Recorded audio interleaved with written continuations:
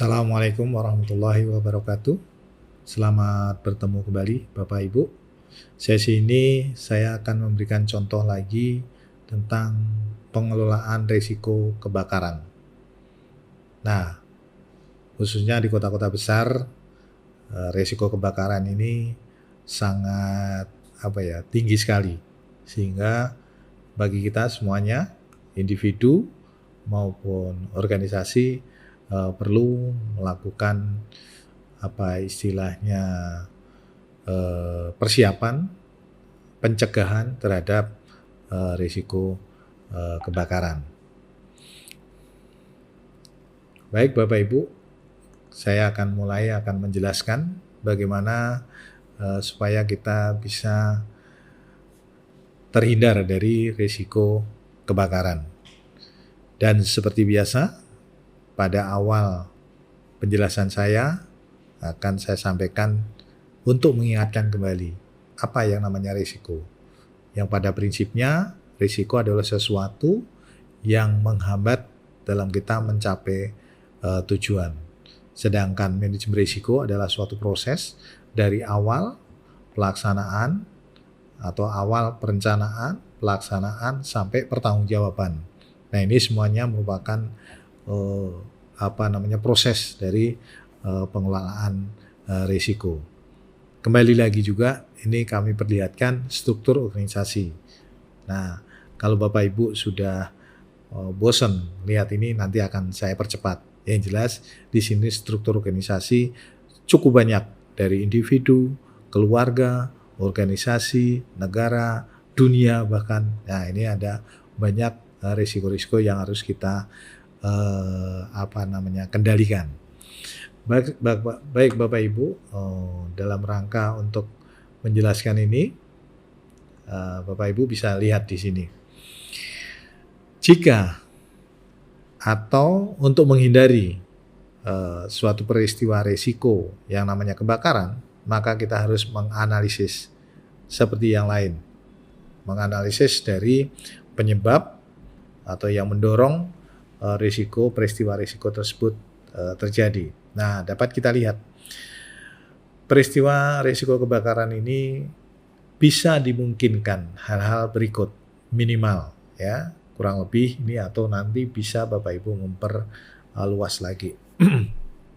Pertama yang sering terjadi adalah terkait dengan konsleting listrik. Ini sebetulnya hal yang sederhana, namun demikian ini sering diabaikan. Kita tahu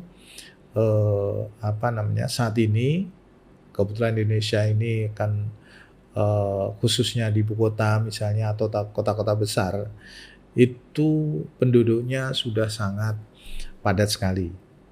Sehingga rumah-rumah pun bagaimana dipergunakan supaya bisa ditempatin oleh orang atau keluarga, di mana jumlah keluarga ini mungkin lebih dari yang seharusnya.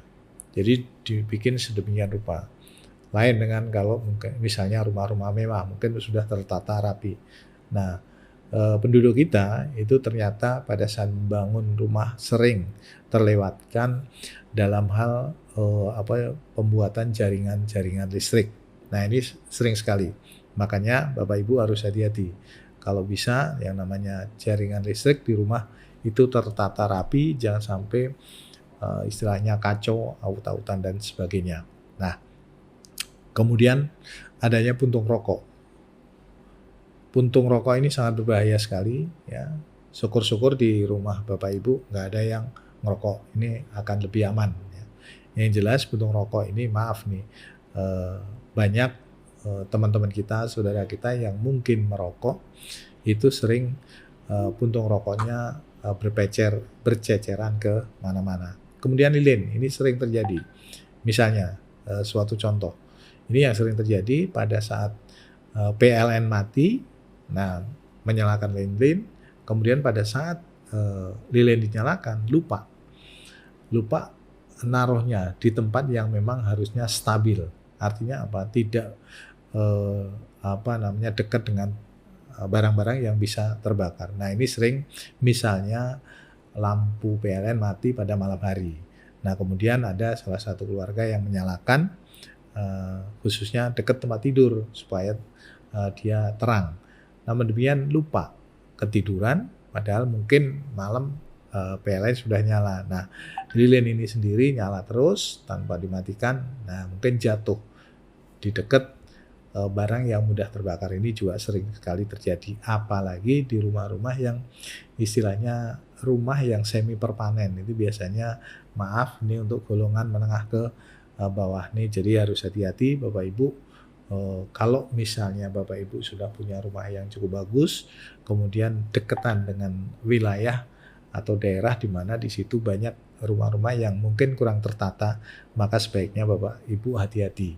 Bagaimana caranya untuk, mengurangi jangan sampai terjadi, risiko kebakaran. Nah, ada satu hal lagi, selain hal yang di atas tadi adalah trigger atau pendorong dari, kebakaran itu sendiri. Misalnya udara panas, jadi kemarau yang cukup panjang ya mengakibatkan, eee, mudah terjadinya, timbulnya api, atau gudang di dekatnya gudang BBM, atau tempat penjualan, BBM. Ini juga, sangat banyak terjadi. Belum lama terjadi, di situ terjadi, kebakaran gara-gara, apa namanya,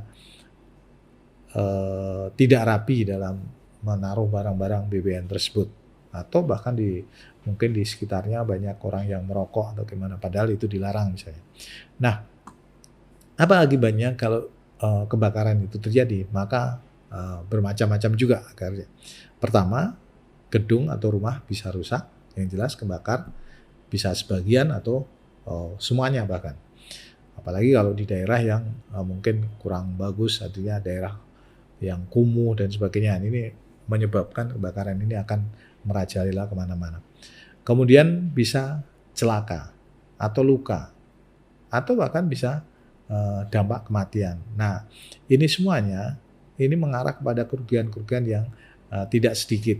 Rumah, kalau cuma sebagian tinggal memperbaiki, tetapi kalau secara keseluruhan berarti harus, bikin rumah baru. Kecelakaan, kalau lukanya kecil nggak masalah, tapi kalau luka besar, apalagi kematian, juga kalau dihitung-hitung pasti kerugian, finansial. Nah, bagaimana cara menghadapi, mengelola risiko tersebut?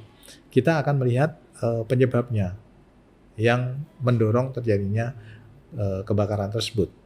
Jikalau misalnya konsleting listrik, maka dari awal kita harus menata jaringan listrik kita.